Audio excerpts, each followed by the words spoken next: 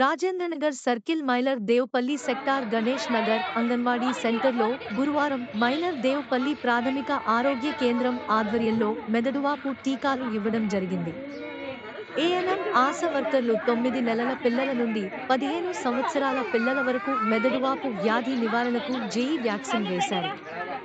ఈ కార్యక్రమానికి స్థానిక నవయువ యూత్ క్లబ్ అధ్యక్షులు ఏర్వ కుమారస్వామి హాజరయ్యారు.